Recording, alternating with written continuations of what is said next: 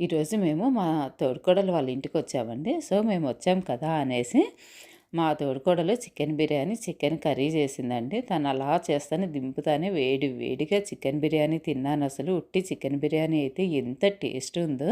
కొంచెం అయితే నేను ఉట్టి బిర్యానీ తినేసాను. తర్వాత చికెన్ కర్రీ చేసింది కదా అనేసి బిర్యానీ, చికెన్ కర్రీ 2 కలుపుకొని తిన్నాను. ఎంత వేడి వేడిగా తింటుంటే ఎంత బాగా అనిపించిందో. సో, వేడి వేడిగా తింటే ఇంకా 2 ముద్దలు ఎక్కువే తింటాం కదా! సో, కర్రీ కూడా బాగా స్మూత్‌గా ఉడికాయి ముక్కలు. చాలా బావుందసలు. నేనైతే కర్రీలో ఉట్టి ముక్కలే తినేసాను.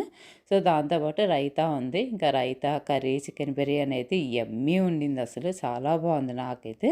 సో, ఇంగ ఇది అయిపోయిన తర్వాత ఫ్రై చేసిందనమాట.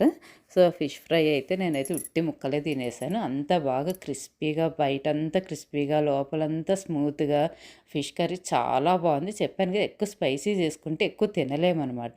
మనం మీడియం స్పైస్ ఏసుకున్నామంటే కొంచెం ఒక 2 ముద్దలు ఎక్కువే తింటాము. నాకైతే ఫిష్ ఫ్రై చాలా నచ్చింది. చికెన్ బిర్యానీ గానీ, కర్రీ గానీ చాలా నచ్చాయి. ఈరోజు స్పెషల్ అయితే ఇది.